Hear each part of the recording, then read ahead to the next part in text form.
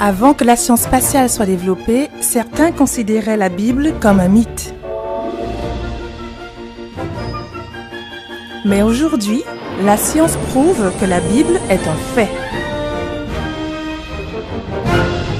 Il y a 3500 ans, la vision de l'univers à l'âge du bronze était loin du réel. Les anciens Indiens ont cru que les animaux sacrés soutenaient la Terre. Les anciens Sumériens ont pensé que l'univers était plat. Les anciens n'ont même pas pu imaginer que la Terre est suspendue dans l'espace. Mais le livre de Job, qui a été écrit il y a 3500 ans, au même âge du bronze, raconte même l'astronomie moderne.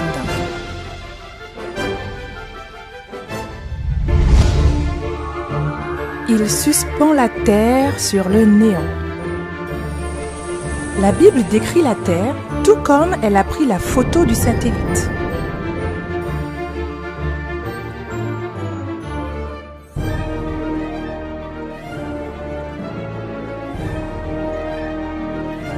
Et à notre grand étonnement, ce livre de Job contient déjà des connaissances astronomiques modernes.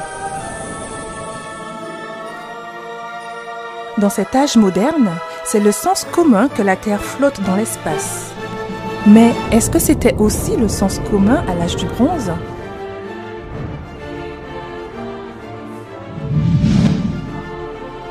Jusqu'en 1687, où Isaac Newton a découvert la loi de la gravitation universelle, en prouvant que la Terre flotte dans l'espace, les gens n'ont pas cru du tout la parole de la Bible. La Terre est suspendue sur le néant. Mais la science s'est développée et cela a prouvé que les écrits de la Bible sont des faits. La Bible a également parlé de la révolution du Soleil il y a déjà 3500 ans. Et le Soleil, semblable à un époux qui sort de sa chambre, s'élance dans la carrière avec la joie d'un héros. Il se lève à une extrémité des cieux et achève sa course à l'autre extrémité. Pourtant, c'est au XXe siècle que l'humanité a découvert que le Soleil tourne autour du centre d'une galaxie.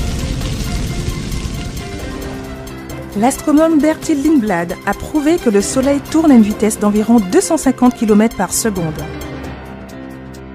Il a prouvé que les textes bibliques sur la révolution du Soleil sont des faits.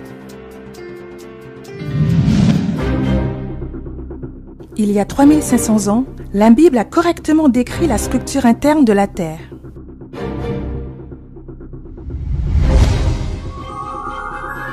La Terre, d'où sort le pain, est bouleversée dans ses entrailles, comme par le feu.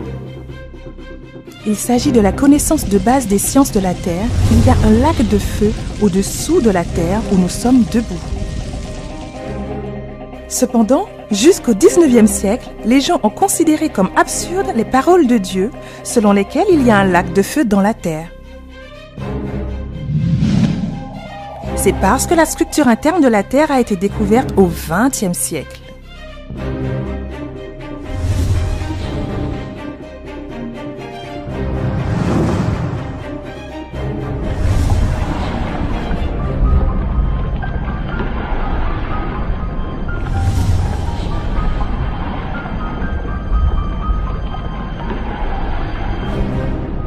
Grâce au développement de la science, il est prouvé que la Bible est un fait. Il est sûr que les anciens n'avaient pas de connaissances sur le cycle de l'eau il y a 3500 ans. Cependant, il est écrit au sujet du cycle de l'eau dans la Bible qui a été écrite il y a 3500 ans. Il attire à lui les gouttes d'eau, il les réduit en vapeur et forme la pluie. Les nuages la laissent couler, ils la répandent sur la foule des hommes. L'eau circule selon 3 étapes, l'évaporation, la condensation et les précipitations. Des millions de tonnes d'eau sont évaporées par l'énergie solaire de la surface des océans et des rivières. Et les vapeurs, en entrant en collision avec les nuages, deviennent des gouttelettes d'eau. Il pleut. En ce qui concerne le cycle de l'eau, au XVIe et XVIIe siècle, Pierre Perrault et Edmund Marriott l'ont découvert grâce à des expériences. Il est de nouveau prouvé par la science que la Bible est un fait.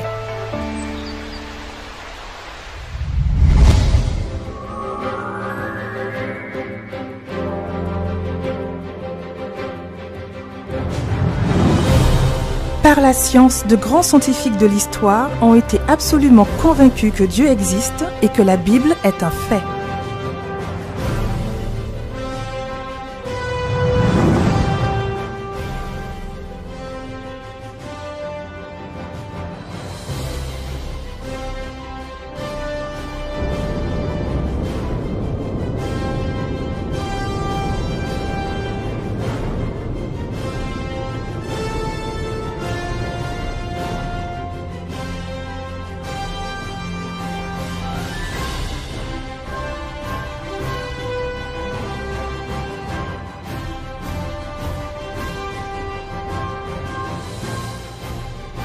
Ainsi, la Bible est un fait du point de vue scientifique et dépasse même la science moderne.